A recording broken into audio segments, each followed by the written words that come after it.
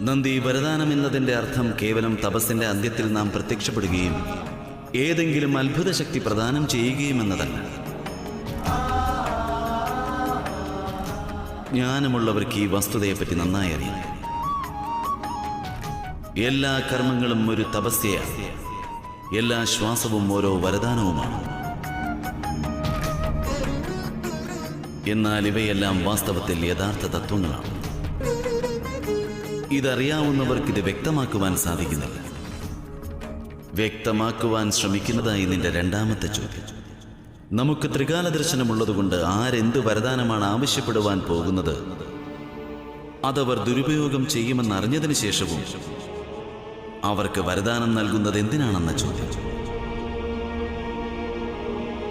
നന്ദി, ഒരു കാഴ്ചപ്പാടിലൂടെ മാത്രം നാം വീക്ഷിക്കുകയാണെങ്കിൽ നീ നിന്റെ ഭാവിയിലേക്ക് വേണ്ട സമസ്ത നിർണയങ്ങളും സ്വീകരിച്ചു കഴിഞ്ഞിരിക്കുകയാണ്. എന്നിട്ടും വിധി നിരന്തരം നിനക്ക് മുൻപിൽ പലവിധത്തിലുള്ള പരിതസ്ഥിതികൾ നിർമ്മിക്കുകയാണ്. അവിടെ നിനക്ക് വീണ്ടും നിർണയങ്ങൾ സ്വീകരിക്കേണ്ടതായി വരും. കാരണം എന്താണ് നന്ദി?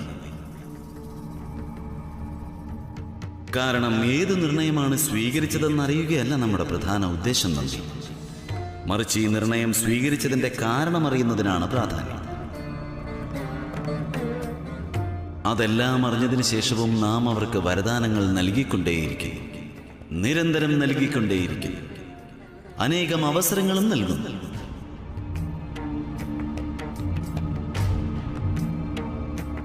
എപ്പോൾ വരെയെന്നാൽ ആ വ്യക്തി താൻ സ്വീകരിച്ച നിർണയങ്ങളുടെ പരിണാമങ്ങളെയും ആ നിർണയം സ്വീകരിക്കുവാനുള്ള കാരണത്തെയും കുറിച്ച് മനസ്സിലാക്കുന്നതുവരെ.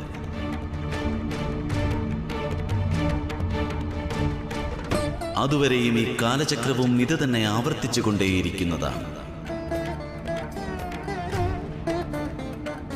ത്രികാലജ്ഞാനമുണ്ട് എന്നതിനർത്ഥം നാം ആഗ്രഹങ്ങൾക്ക് ഉപരിയാണെന്നുള്ളതല്ല. സാധകർ വരദാനം പ്രാപ്തമാകുന്നതുവരെയും നമ്മെ പ്രതീക്ഷിക്കുന്നതാണ്.